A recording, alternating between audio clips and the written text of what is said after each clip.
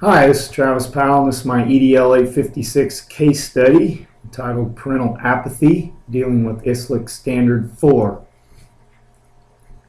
Category 1, what do I know? First thing I know is Mrs. Rose is a new assistant principal and has just completed her master's in administration. Her last class was school community relations, so she was excited to use her new knowledge at her position. Number 2, John F. Kennedy School, or JFK, has had limited involvement with parents, and the principal, who at one time had high expectations for parental involvement, but now seems to be as apathetic as the parents. And number 3, a meeting with parents was scheduled and only 8 parents were present, and the principal wants to cancel for lack of non-representativeness. I have a hard time saying that word. B, what do I need to know? Number 1, how long had the current principal been at the school, and what were the efforts that he had tried in the past other than PTA, PTO? What were some other things? Number 2, how exactly was the meeting invitation or announcement distributed to the students? Was this communication the only advertisement about the meeting? I know the students were told about it on Friday at the end of school. Was that in a note? Was that over the intercom? How was that done? And then number 3, what was the agenda for the meeting? We know that it was about parent involvement, but was there anything more specific than that regarding what was going to happen in that meeting? Identifying the problem. JFK School is suffering from lack of parent involvement. This could be attributed to a lack of parental interest or attributed to deficient efforts on the part of the principal to reach out to parents, or it could be both.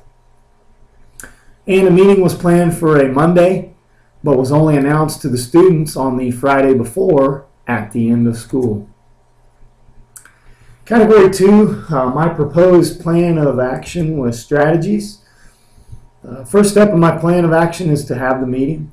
We have to start somewhere, and if we disregard the attendance of these 8 parents, then we're likely to have less or zero support from parents if we attempt to have another meeting in the future.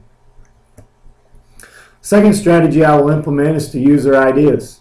Having the meeting, using their ideas will increase the likelihood that these 8 parents will come back, and hopefully increase the likelihood that they'll bring others with them when we have our next meeting. And the last strategy I will use is to plan another meeting with more advertisement. Announcing to the students at the end of the day on a Friday that there's a meeting on Monday is not the best way to communicate with parents or to parents. If you make an announcement at the end of school on Friday, kids aren't thinking about Monday. They're thinking about Friday and what they're doing that night and over the weekend. So that's a very poor way to communicate to parents. The next meeting, we will want to use advertisement on local media.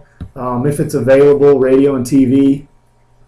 Use the local newspaper, school website, school mailing, any other type of communication avenue that's available to the school we will use.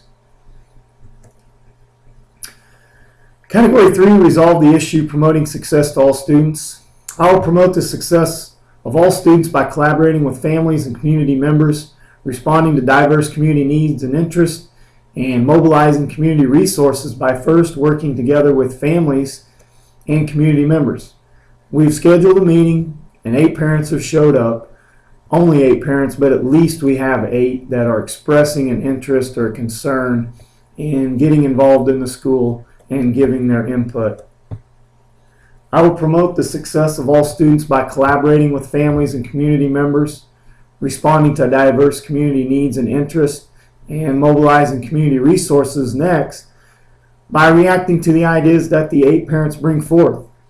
I cannot disregard what input they may have by canceling the meeting, because that will only discourage the parents from getting involved in the future. I also want to use the ideas that they bring to the meeting to make it worthwhile for them. I will promote the success of all students by collaborating with families and community members, responding to diverse community needs and interests, and mobilizing community resources by, lastly, continuing to schedule and advertise future meetings. This will allow me to use resources in the community by making contacts with media outlets, and this will bring in more community contacts. Category 4, this is debrief the problem by reflecting. What was I thinking? The first thing I was thinking was that the parents in my school community don't care about the school. And then the next thing I was thinking was I'm not sure how much my principal cares about the parents and their involvement in my school community. And the last thing I was thinking is if we cancel this meeting, we will only make things worse by not hearing the voices of the parents who did show up to give their help and to give their input. Debrief the problem by reflecting. What was I feeling? The first thing I was feeling was excitement at a new position and the opportunity to use my new knowledge from just taking school and community relations class. The next thing I was feeling was dismay because the principal did not help matters with his negative comments and his nonchalant attitude about the history of parent volunteerism. The last thing I was feeling was frustration because only 8 parents have shown up to the meeting, and also frustration because my principal wanted to cancel the meeting because of, there's that phrase again, his words, probable non-representativeness. Debrief the problem by reflecting. What was I valuing?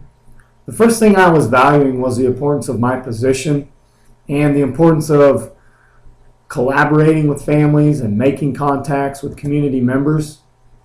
The next thing I was valuing was my job. Even though I strongly disagreed with my principal's comments and his attitude toward the situation, I knew it was not the time to voice my concerns with how he was handling the situation. And the last thing I was valuing was the integrity of the parents who came to the meeting. Like I said, they are obviously interested in parental involvement, giving their input, or they would not have come to the meeting. And possible non-representativeness is better than zero representativeness. Category 4, unresolved or open for further investigation. Number 1, what issue in the past has made my principal so disinterested with having the community involved in the school? We have no successful partnerships with families, businesses, or community members. Number 2, why was this initial meeting so poorly advertised? As I said before, making an announcement on a Friday at the end of school about something that's going to happen Monday for parents, making that announcement to students is not a good way at all. We don't have an informed public, and media relations have not been developed or maintained. And number 3, why does my principal not trust parents and community members? That might go back to question number 1. No confidence has been shown to individuals and community groups. Plus, there is little to no visibility, no involvement or communication with the community. Category 5, reflecting on ISLIC Standard 4 and providing evidence. Component 1, collaboration with family and community members. I, as the building level administrator, collaborated with families and community members to contribute to school success by, number 1, believing that parents and families have the best interest of their children in mind and pursuing that belief. We have to believe that parents and community members want what's best for their kids, and we need to pursue that. We need to find out what that is, what they want. And number 2 is continuing on with the meeting. Even though there were only 8 parents, listening to their input and how they wanted to be involved with the school. Not canceling the meeting, not just taking their ideas and wadding them up and throwing away as everybody walks out. Component 2 for ISLIC Standard 4 is responding to diverse needs and interests. I, as a building level administrator, responded to diverse needs and interests of the community on an ongoing basis by, number 1, listening to individuals and groups whose values and opinions may conflict my own. I'm sure that there are some things those 8 parents had to say that I may not necessarily always agree with, and in future meetings, but I have to understand that if I want to get them involved. And number 2 is reaching out to the community with plans to have more meetings in the future. Component 3 of ISLIC Standard 4 is mobilize community resources.